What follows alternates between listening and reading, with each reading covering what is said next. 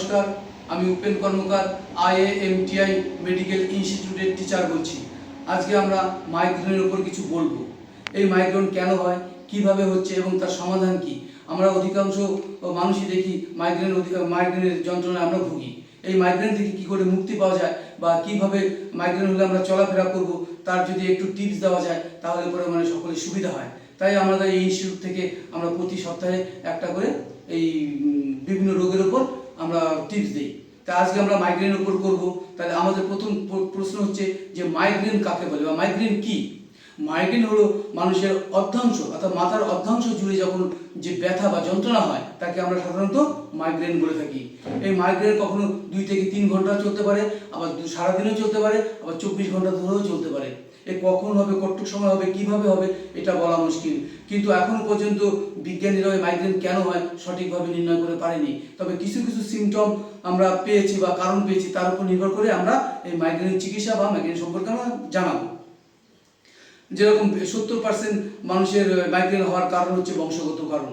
বংশগত কারণেও এই মাইগ্রেনটা হয়। এছাড়া কি হচ্ছে, এর যে সঠিক কি কারণ সেটা এখন যেহেতু অজানা রয়েছে, তার মধ্যে আমরা যে কয়েকটা জিনিস পেয়েছি তার মধ্যে থেকে প্রথম হচ্ছে হরমোনের গোলমাল। হরমোনের গোলমাল হলে পরে কি মাইগ্রেন হতে পারে। মস্তিষ্কে রক্তচাপের ডিফারেন্সের জন্য অর্থাৎ রক্তচাপের চলাচলে ব্যাঘাত ঘটতে পারে, তার থেকেও হতে পারে।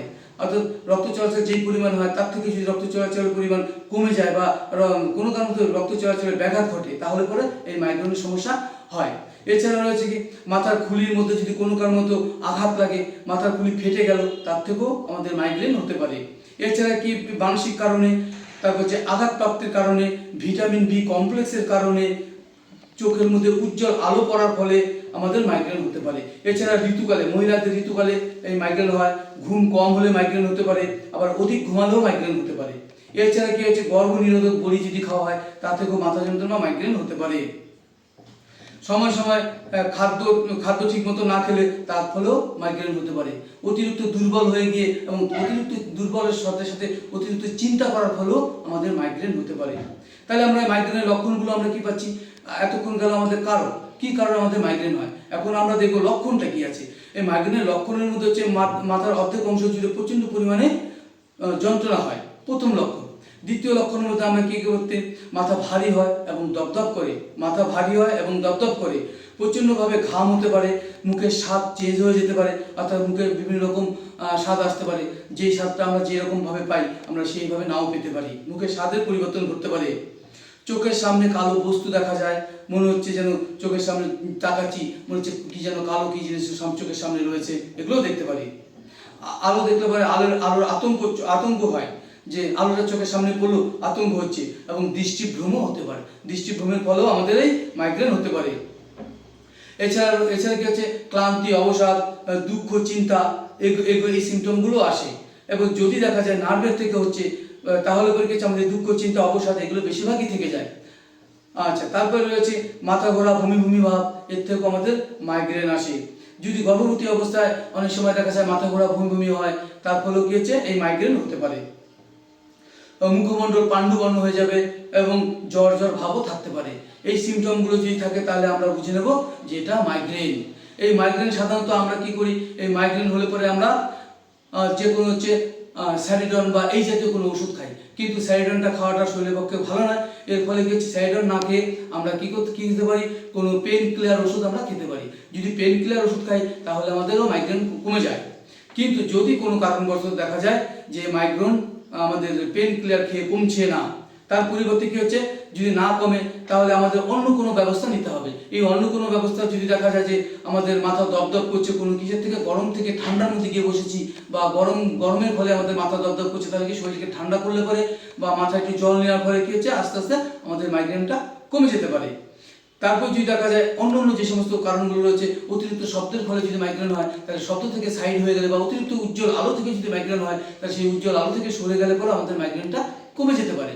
কিন্তু যদি কোনোভাবে যদি না কমে তাহলে কি করতে হবে, তাহলে আমাদের এই ওষুধের ব্যবস্থা করতে হবে। যদি দেখা যায় যে আমরা ফার্স্ট এড ট্রিটমেন্ট হিসাবে আমরা কি করতে পারি, কোনো পেন কিলার ওষুধ, আগেও বলেছি এখনও বলছি, পেন কিলার ওষুধ খেলে পরে কমে যাবে। যদি পেন কিলার ওষুধ না কমে তাহলে আমাদের আরগট প্রিপারেশন কোনো ওষুধ চালাতে হতে পারে। আরগট প্রিপারেশন ওষুধ খেলে পরে আমাদের মাইগ্রেন যন্ত্রণাটা কমে যেতে পারে। কিন্তু পেন কিলার খেলে পরে আমরা যে কোনো একটা গ্যাসের ওষুধ আমরা কিন্তু সঙ্গে চালাবো, কারণ দেখা যায় অনেক সময় গ্যাস থেকেও মাইগ্রেন হতে পারে, অতিরিক্ত গ্যাসের চাপেও মাইগ্রেন হচ্ছে।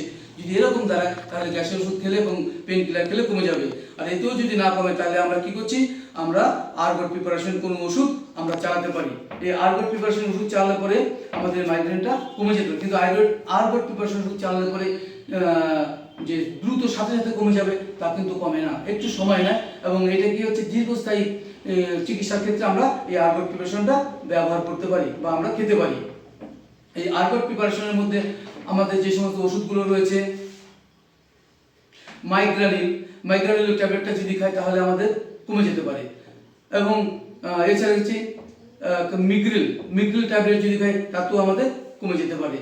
এছাড়া কি রয়েছে, আমরা স্টেমিটিলও খেতে পারি, স্টেমিটিল খেলেও কমতে পারে। এইবার যদি দেখা যায় নার্ভের থেকে বা ঘুম কমের থেকে আমাদের মাথা যন্ত্রণা হচ্ছে, তাহলে আমরা যে কোনো ঘুমের ওষুধ, অ্যালপ্রাজম জাতীয় কোনো ওষুধ বা ডাইজিপাম জাতীয় কোনো ওষুধ যদি আমরা খাই তাহলে পরে গেছে আমাদের মাইগ্রেন ব্যথা কমিয়ে দেবে এবং ঘুমটা আসবে। ঘুমটা ভালো হলে পরেই আমাদের মাইগ্রেন ব্যথা অটোমেটিক্যালি কমে যাবে। তারপরে এছাড়া অনেক সময় দেখা যায় যে মাইগ্রেন থেকে বমি হচ্ছে, যদি আমরা স্টেমিটিল খাই তাহলে আমাদের মাথা যন্ত্রণা কমিয়ে দেবে এবং সাথে বমিটাও কমিয়ে দেবে। এবার যদি দেখা যায় অতিরিক্ত হচ্ছে, তাহলে আমরা সাধারণত প্রথম অবস্থাতেই আমরা পেন কিলারের সঙ্গে স্টেমিটিল খেতে পারি। পেন কিলারের সঙ্গে যদি স্টেমিটিল খাই তাহলে পরে আমাদের এই মাথা যন্ত্রণা কমিয়ে দেবে। স্টেমিটিলটা খেলে পরে 5 mg করে খেতে হবে। আর পেন কিলারের মধ্যে আমাদের রয়েছে অনেক রকম ওষুধ রয়েছে, আইবুপ্রোফেন রয়েছে, তারপরে ডাইক্লোফেনাক সোডিয়ামের মধ্যে রয়েছে